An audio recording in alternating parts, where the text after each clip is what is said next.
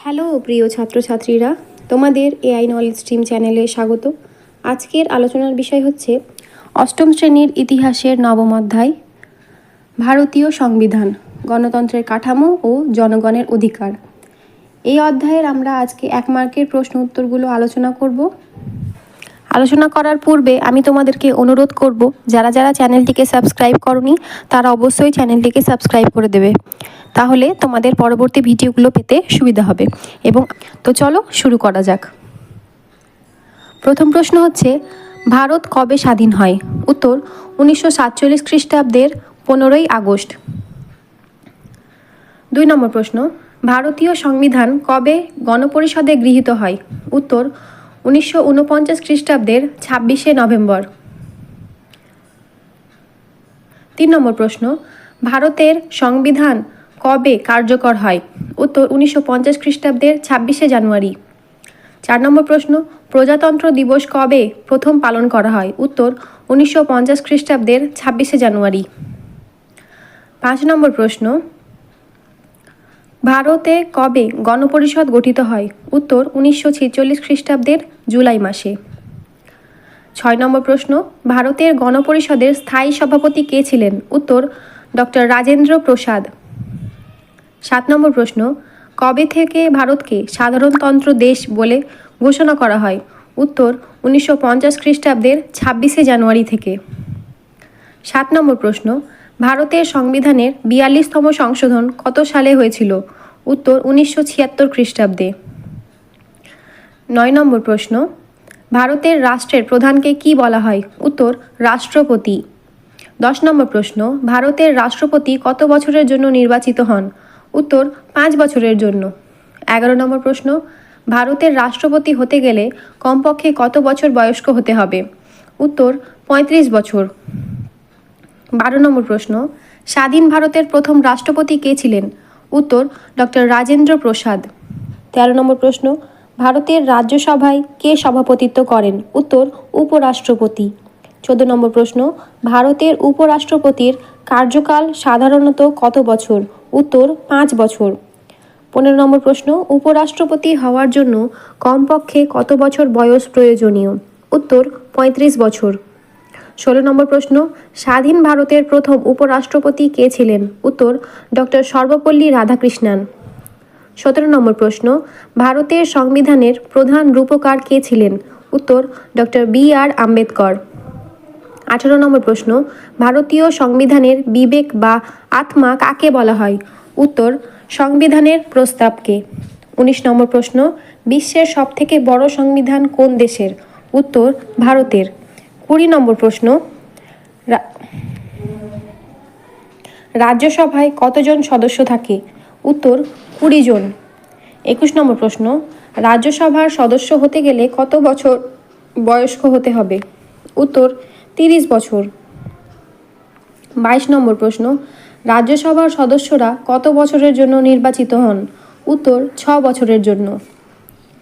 23 নম্বর প্রশ্ন, ভারতীয় সংসদে নিম্নকক্ষের নাম কি? উত্তর লোকসভা। 24 নম্বর প্রশ্ন, লোকসভায় কে সভাপতিত্ব করেন? উত্তর স্পিকার বা অধ্যক্ষ। 25 নম্বর প্রশ্ন, লোকসভায় বর্তমান সদস্য সংখ্যা কত? উত্তর 552 জন। 26 নম্বর প্রশ্ন, লোকসভায় সদস্য হতে গেলে কমপক্ষে কত বছর বয়স হতে হবে? উত্তর 25 বছর। 27 নম্বর প্রশ্ন, কেন্দ্রীয় সরকারের প্রধান কে? উত্তর প্রধানমন্ত্রী। 28 নম্বর প্রশ্ন, পশ্চিমবঙ্গের কোন ধরনের আইনসভা রয়েছে? উত্তর এক কক্ষ বিশিষ্ট। 29 নম্বর প্রশ্ন, রাজ্যের মুখ্যমন্ত্রীকে কে নিয়োগ করেন? উত্তর রাজ্যপাল। 30 নম্বর প্রশ্ন, পশ্চিমবঙ্গের প্রথম মুখ্যমন্ত্রীর নাম কি? উত্তর শ্রী প্রফুল্লচন্দ্র ঘোষ। 31 নম্বর প্রশ্ন, ভারতের প্রকৃত শাসক কে?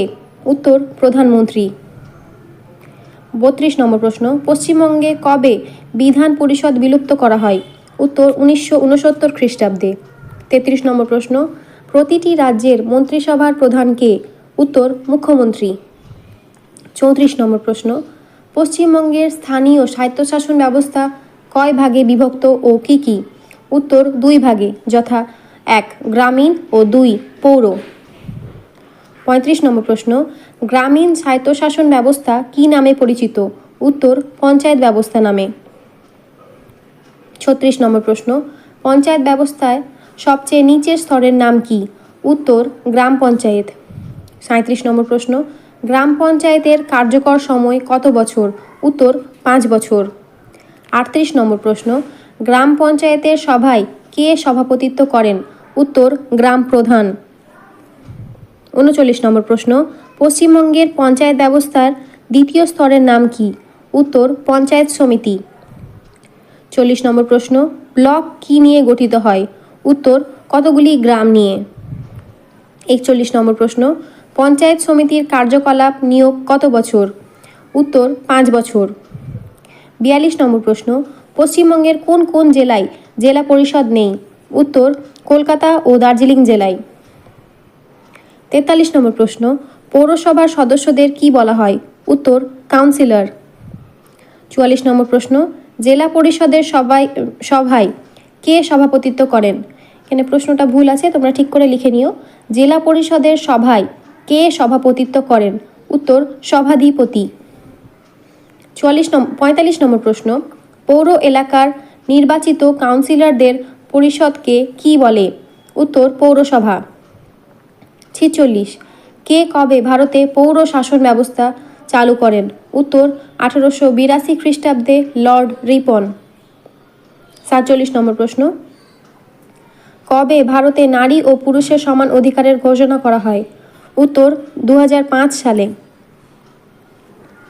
48 নম্বর প্রশ্ন, কবে কাদের মধ্যে পুনা চুক্তি স্বাক্ষরিত হয়? উত্তর, 1932 খ্রিস্টাব্দে গান্ধীজি ও আম্বেদকরের মধ্যে।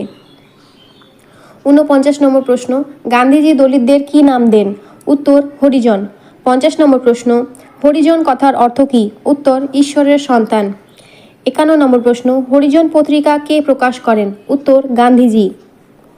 52 নম্বর প্রশ্ন, ভারতীয় সংবিধানে কয়টি মৌলিক অধিকারের কথা বলা হয়েছে? উত্তর, 6টি। 53 নম্বর প্রশ্ন, তেভাগা আন্দোলন কবে হয়? উত্তর, 1946 খ্রিস্টাব্দে। 54 নম্বর প্রশ্ন, তেলেঙ্গানা আন্দোলন কবে হয়? উত্তর, 1946 খ্রিস্টাব্দে। 55 নম্বর প্রশ্ন, চিপকো আন্দোলনের নেতা কে ছিলেন? উত্তর, সুন্দরলাল বহুগুণা। চিপকো কথার অর্থ কী? উত্তর, চিপকো কথার অর্থ হল চিপাক যাও বা জড়িয়ে ধরো। 56 নম্বর প্রশ্ন, কবে কোথায় চিপকো আন্দোলন হয়েছিল? উত্তর, 1973 সালে উত্তরাখণ্ডে। 57 নম্বর প্রশ্ন, নর্মদা বাঁচাও আন্দোলনের নেতা কে ছিলেন? উত্তর, মেধা পাটেকার। 58 নম্বর প্রশ্ন, সাম্প্রদায়িক বাটোয়ারা নীতি কে ঘোষণা করেন? উত্তর, 1932 খ্রিস্টাব্দে র্যামসে ম্যাকডোনাল্ড। তো এই ছিল আজকের প্রশ্ন উত্তর। এই ভিডিওটা যদি তোমাদের ভালো লেগে থাকে তাহলে অবশ্যই ভিডিওতে একটা লাইক দিয়ে চ্যানেলটিকে সাবস্ক্রাইব করে দেবে। ধন্যবাদ।